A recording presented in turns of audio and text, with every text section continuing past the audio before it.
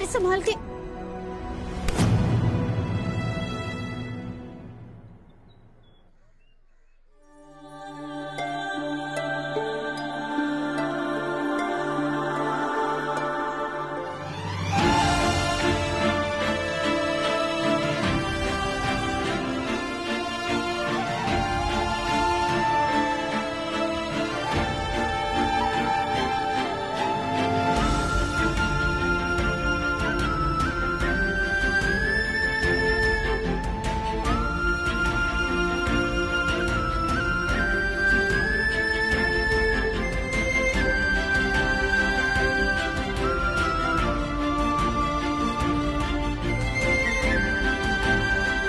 मेरी और मेरी बच्ची के लिए तुम साक्षात देवदूत हो यीशु, जिसने हमारी जिंदगी संवार दी। हम हमेशा तुम्हारे आभारी रहेंगे।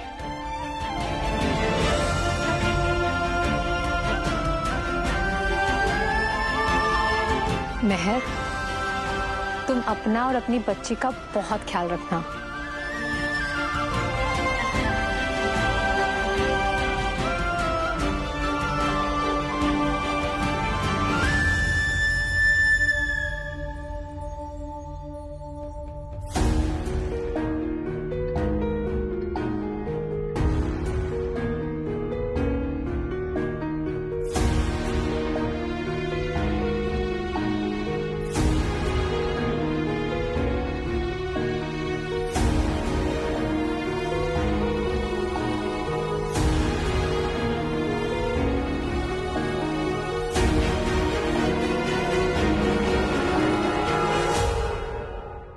मैंने आपकी बातें सुनी थी जो आप पिताजी से कह रहे थे।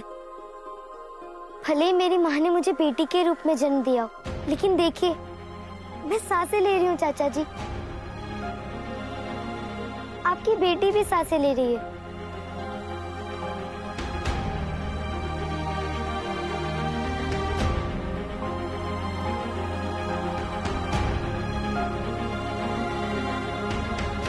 किसी ने मुझे सिखाया था कि हर सांस ईश्वर का दिया हुआ उपहार है।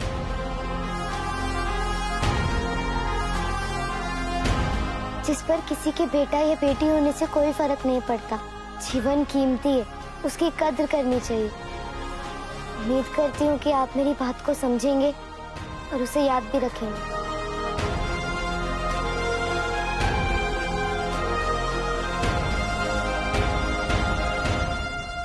लोग पुण्य कमाने के लिए मंदिर जाते हैं, परमपिता परमेश्वर की पूजा करते हैं, लेकिन ये क्यों नहीं समझ पाते हैं कि किसी की जान लेना, चाहे वो लड़की हो या लड़का, बहुत बड़ा पाप है। क्योंकि हम सब ईश्वर का ही अंश है, जिन्हें उन्होंने किसी न किसी उद्देश्य से इस धरती पर भेजा है। यदि समय रहते अपनी भूल को सुधार लिया जाए तो हम बहुत कुछ खोने से बच सकते हैं।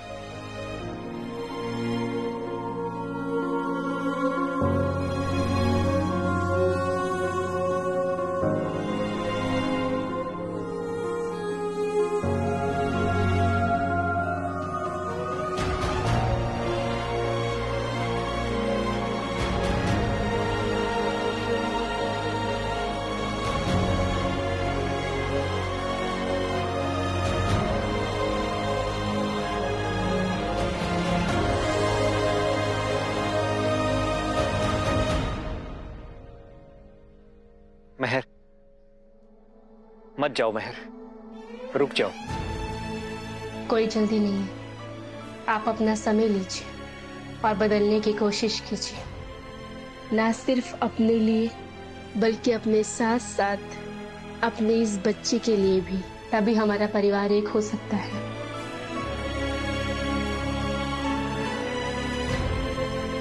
मैं उस दिन का इंतजार करूंगी। चलिए। मेहर,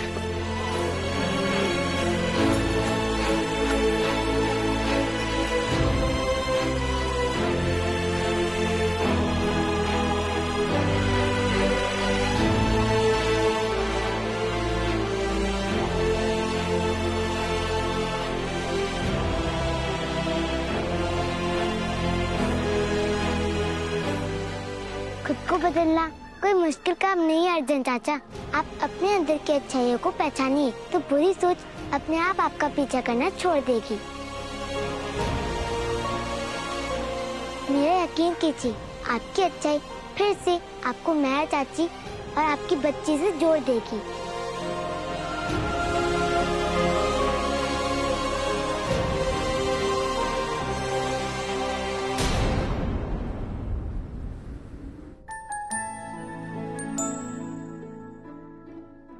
माँ, मैं परमपिता परमेश्वर से प्रार्थना करूंगा कि मेहर चाची की आने वाली जिंदगी खुशी से भरी हो। बिल्कुल ऐसे ही होगा। उसे परमेश्वर की संतान की दिव्यता ने जो छुआ है। बड़े भैया रुकिए। अरे बड़े भैया, आप समझ क्यों नहीं रहे? माँ ने पानी बचाने को कहा है और आप सारा पानी बर्बाद कर रहे हैं। आपको पता नहीं माँ ने क्या कहा? क्या कहा है? यही कि बिना उनसे पूछे कोई भी पानी खर्च नहीं करेगा। दीजिए। अच्छा, आशा ये सिर्फ तुम्हारे लिए होगा, मेरे लिए नहीं। माँ, क्या हमारे घर में पानी कम है? हाँ बेटा, बहुत ज्यादा गर्मी पड़ने की वजह से आसपास के सारे तालाब सूख गए हैं और गांव में एक ही कुआं है, उसमें भी पानी बहुत कम है और गांव वाले पानी के लिए सिर्फ उस एक कुएं पर निर्भर है।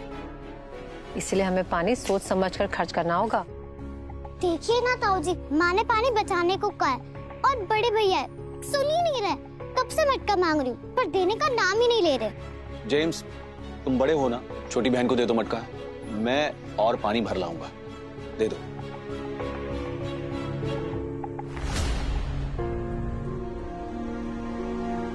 पिताजी, क्या हमारे गांव में कोई दूसरा कुआं नहीं है जहाँ से हम पानी ला सके?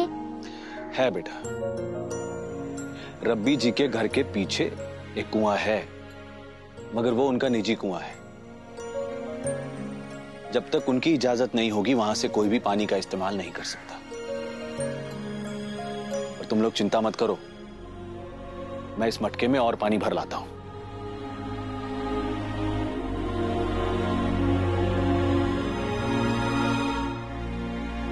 आशिया, मुझे प्यास लगी है, पानी पीने दो। फिर ये मटका माँ को दे आना, ठीक है? दो। बड़े भैया, आशा पानी पीना। आशा, बड़े प्यास लगी है। आशा, लड़ो मत, संभाल कर। आशा, सारा पानी गिर गया।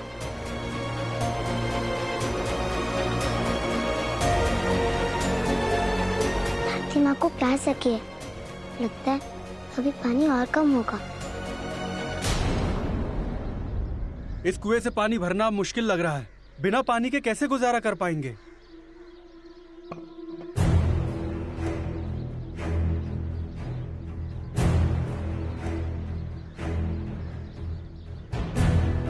लगता है कुएं का बाकी पानी भी जल्दी ही सूख जाएगा। हाँ, सही कहा आपने। दिन पर दिन पानी का स्तर और नीचे जा रहा है और वो देखिए, अब तो रस्सी भी छोटी पड़ रही है। पता नहीं क्या होगा। अब तो गांव में पानी का कोई जरिया भी नहीं है।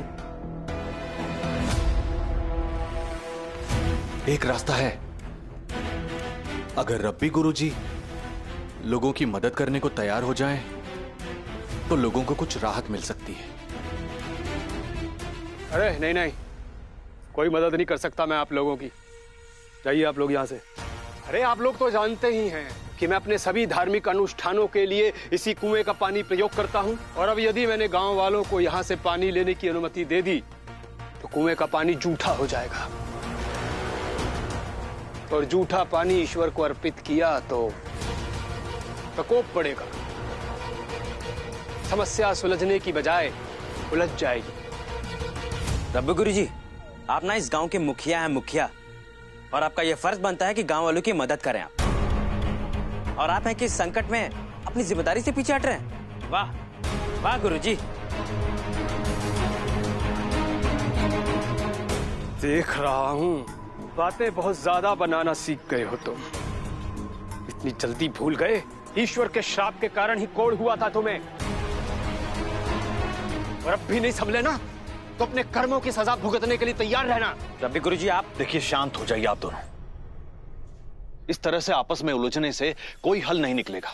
देखिए गुरुजी, हम गांव वालों की समस्या के समाधान के लिए आपसे अनुरोध करने आए हैं। समय के साथ ईश्वर एक दूसरे की मदद करने का मौका देते हैं और मुझे लगता है कि उस मौके को हमें ईश्वर का आशीर्वाद समझकर स्वीकार कर लेना चाहिए। फिर भी अगर आप नहीं चाहते तो कोई बात नहीं, हम गांव के कुएं से पानी निकालने का कोई दूसरा हल ढूंढ लेंगे।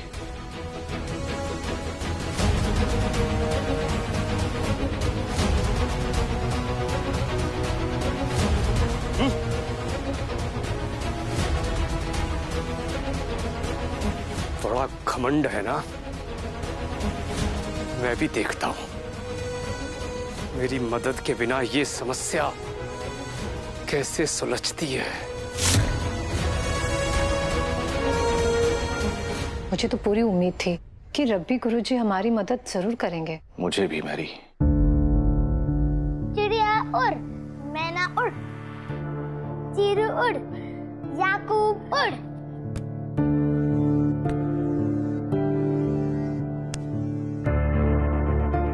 मैरी, मुझे बच्चों की बड़ी चिंता हो रही है। तुमने आशिया और जेम्स के झगड़े को किसी तरह से सुलझा लिया। पानी की समस्या अगर ऐसी ही बनी रही तो बच्चों पर इसका बहुत असर पड़ेगा।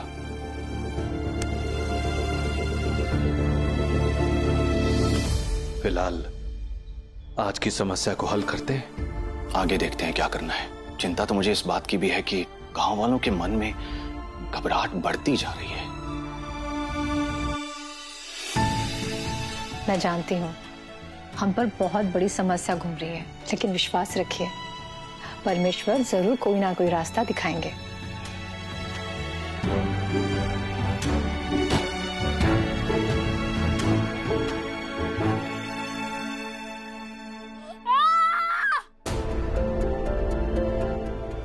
अरे साइमन बेटा,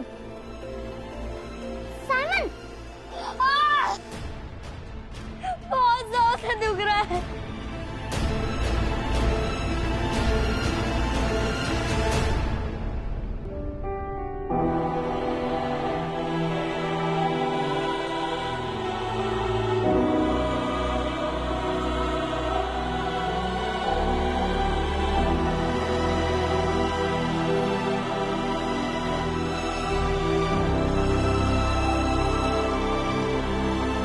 लेकिन तुम्हें चोट लगी कैसे छोटे? मेरी गेंद मेज के नीचे फंस गई है। उसी को निकालने की कोशिश कर रहा था कि चोट लग गई।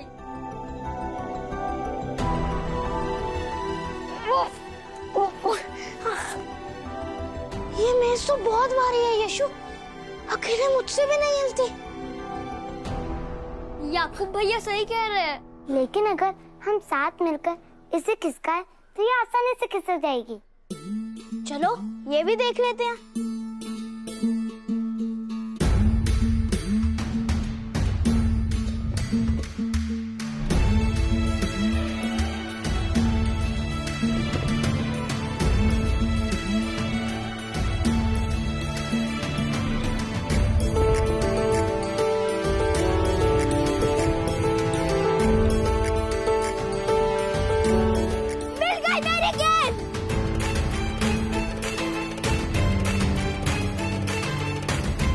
दिमाग लगाया यशु, पसीने छूट गए, लेकिन हम सब ने मिलकर इतनी बड़ी मेज हिला दी।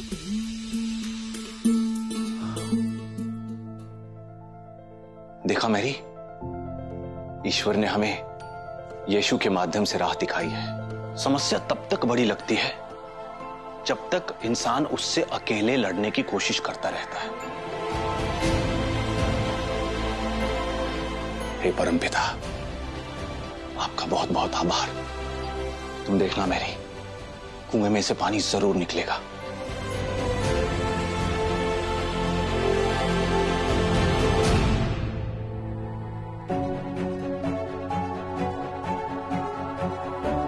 ये सभी मटकों की रस्सियां क्यों निकाल रहे हैं? बिना रस्सी का मटका कुआं में डालकर क्या मिलेगा भला? देखते हैं। आप अपने मटके की रस्सी खोलिए और मुझे दीजिए।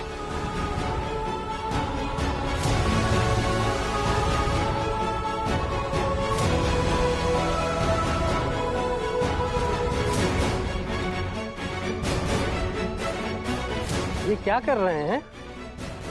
शायद रस्सी लंबी करके पानी निकालने की कोशिश कर रहे हैं। हे ईश्वर, ऐसा हो जाए तो हम सब बच जाएंगे।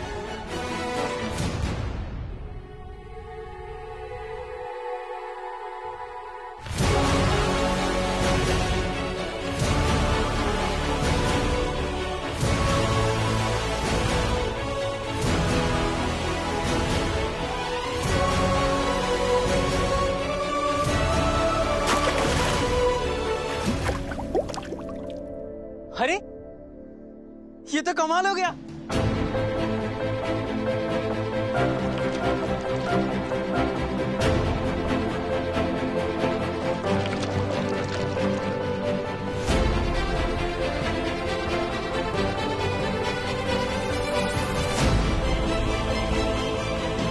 लाओ।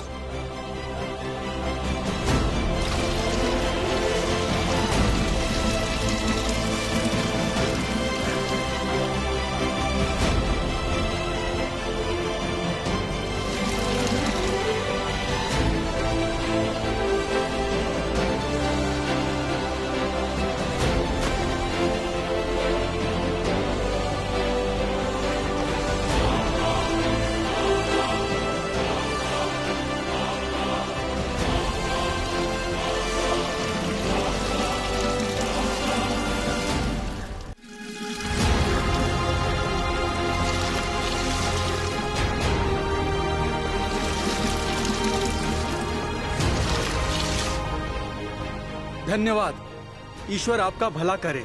आपने कुछ समय के लिए ही सही हम गांव वालों की बहुत मदद की है। देखिए, मैंने कुछ नहीं किया है। परमपिता परमेश्वर ने जो आदेश दिया है मैंने उसका पालन किया है। उन्होंने जो राह दिखाई बस उसी पे चला।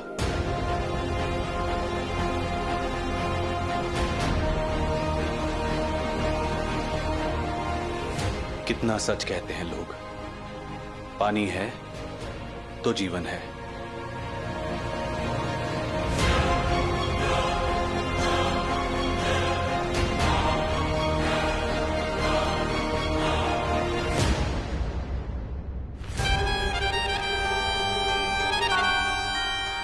प्रभु, आप भी कदम कदम पर मेरी परीक्षा लेते रहते हैं।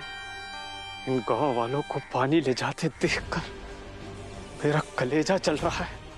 अब इसका सारा श्रेय उस जोसेफ को मिल जाएगा और फिर वो सारा श्रेय उस यीशु को दे देगा। ये यीशु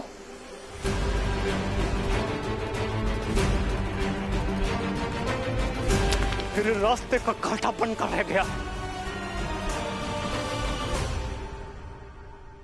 इन लोगों के गांव में आने से पहले सब लोग मेरी बात सुनते थे, मेरे हर कहे का अनुसरण करते थे, मेरी हर बात मानते थे, लेकिन अब सब कुछ बदल रहा है।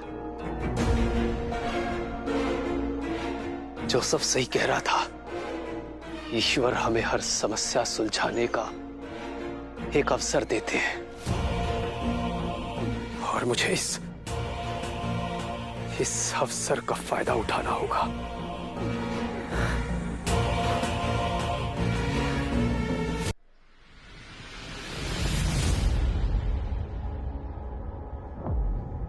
कुआं प्यासे के पास नहीं जाता, बल्कि प्यासे को कुएं के पास आना पड़ता है। और बहुत जल्द इन गांव वालों को पानी के लिए मेरे ही पास आना पड़ेगा। बहुत जल्द गांव के सार्वजनिक कुएं का पानी खत्म हो जाएगा और सिर्फ मेरे कुएं का पानी बचेगा। फिर देखता हूं गांव वाले मेरे सामने पानी के लिए घुटने टेकने पर मजबूर कैसे नहीं होते। और मजे की बात तो यह है कि इस बार यीशु मेरा कुछ भी नहीं कर पाएगा। प्रभु, तेरी माया, कहीं धूप कहीं छाया। हमारे चाचा चाची भी घर पर आ गए बेटा, हमें जल्दी घर पहुंचना है। अच्छा यीशु, तुम्हें पता है कि कल कुएं से पानी निकालने में मेरी मदद किसने की? तुमने। मैंने? लेकिन मैं तो आपके साथ कल कुएं के पास गया भी नहीं था। उसके बावजूद तुमने मेरी मदद की यशु। तुम्हें याद है कल जब छोटू की गेंद मेज के नीचे चली गई थी? लेकिन अगर हम साथ मिलकर इसे खिसकाएं तो ये आसानी से खिसक जाएगी। बस वहीं से मुझे विचार आया बेटा कि अगर मुझे कुएं से पानी निकालना है तो मुझे गांव वालों को साथ लेकर कोशिश करनी चाहिए। और मैंने वैसा ही किया और हम लोग पानी निकालने में कामयाब हुए। यीशु, हर पिता अपने बेटे को सही राह दिखाने की कोशिश करता है, पर कल मेरे बेटे ने मुझे सही राह दिखाई। तुम नहीं जानते बेटा कि मुझे तुम पर कितना गर्व है। बस इसी तरह से हमेशा सबको सही राह दिखाते रहना।